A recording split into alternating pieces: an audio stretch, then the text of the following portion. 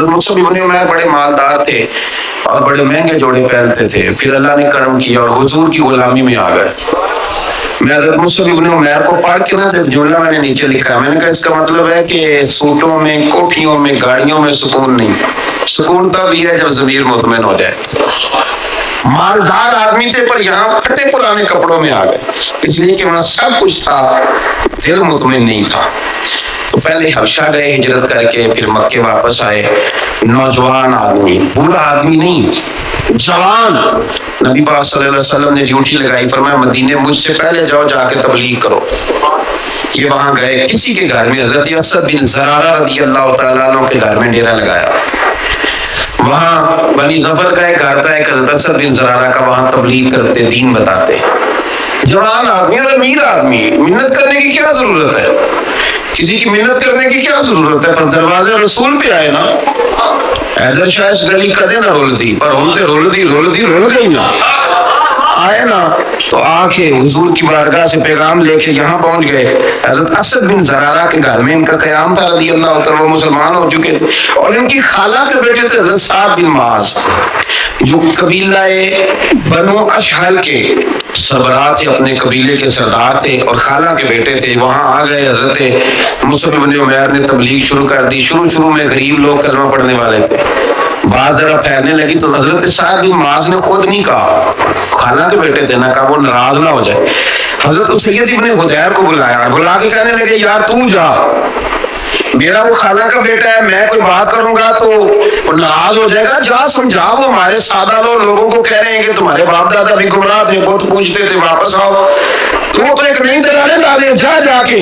اب وہ بھی سردار بندے تھے، تو دوسرا یہ کہ اگر کوئی کسی کو اشتعال دلا کے بھیجے، وہ کسی کو کہہ کے بھیجے کہ جا کے کمال کر دے، تم ہی ہے جو اٹھا سکے۔ تو آپ کو پتہ ہے چودھری صاحب کو تو 3 دفعہ چودھری صحیح کر کے کہہ دیں تو کام ویسے ہی اللہ ماشاءاللہ اوپر چلا جاتا ہے۔ چودھری صاحب کہتے ہیں میں چودھری بن کے دکھانا ہے، ہو ہی نہیں سکتا۔ شیخ صاحب کو 2-4 دفعہ آپ نے کہنا ہے آپ شیخ صاحب ہیں، تو معاملہ جو ہے وہ اوپر چلا جاتا ہے کہ جوان بچے ہیں ان کو آپ کہہ دیں کہ اتنا تو جوان ہے اور فلانا تجھے بات کر کے ہے، تو پہلے بیچارہ چاہے بھول بھی جاؤ، وہ چلا جاتا ہے گھر سے بندوق لے۔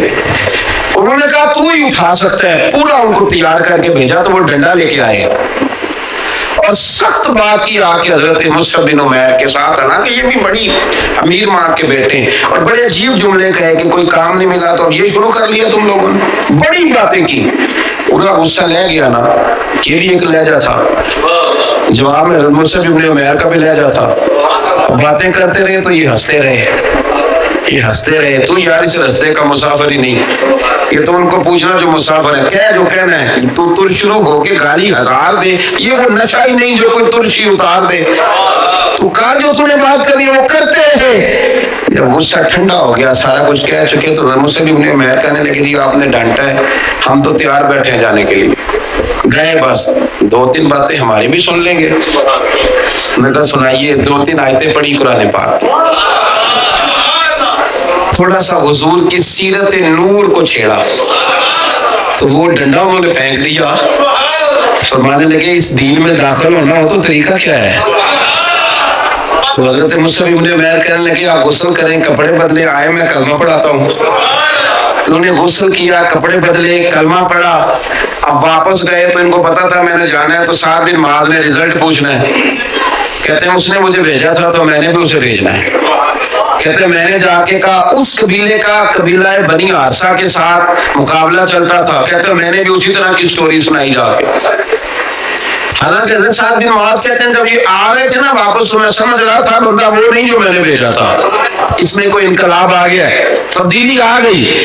آگے کہنے لگے یار تیری وہ خالہ کا بیٹا ہے، میں نے کیا مقابلہ کرنا ہے، وہ تو بنو حارثہ والے بھی لڑ رہے ہیں، تمہارا شریکہ بھی لڑائی کر رہا ہے، تو تم جاؤ ان کو بھی منع کرو اور اپنے شریکے کو بھی کہو کہ یہ ہمارے گھر کا مسئلہ ہے، ہم خود نمٹ لیں گے، تم جاؤ۔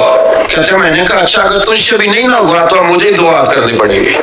آستینیں چڑھا لی، ڈنڈا پکڑ لیا، کہتے ہیں گیا جا کے جو مجھ سے ہو سکتا تھا میں نے کہا، جب میں پوری طرح کہہ چکا نا، اب وہاں تو لہجہ بدل چکا تھا نا، حضرت سیدنا مصعب بن عمیر تو طے کر لیا تھا نا، سیکھا تھا نا حضور سے، معاملہ بڑا انفرادی تھا، رنگ ہی بڑا انوکھا تھا، کہے جس نے جو کہنا ہے۔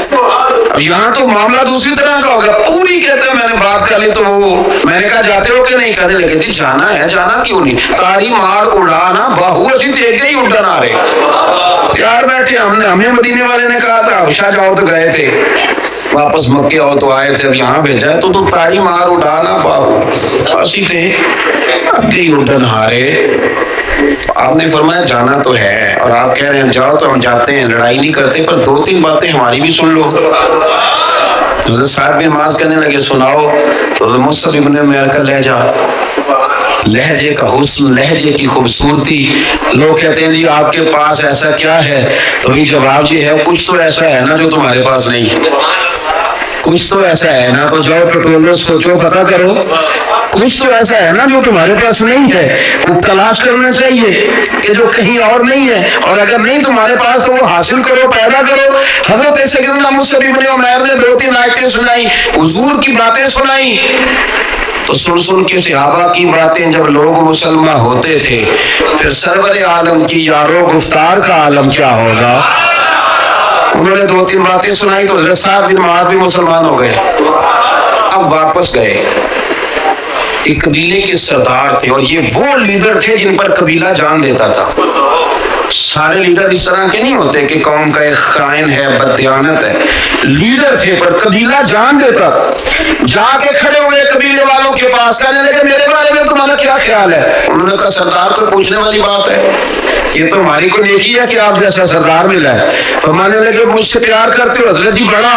فرمایا مجھ پر تمہارے ساتھ آج کے بعد کلام حرام ہے۔ کہا کیوں؟ کہنے لگے اتنی دیر کلام نہیں کروں گا جتنی دیر تم مدینے والے رسول کا کلمہ پڑھ کے مسلمان نہیں۔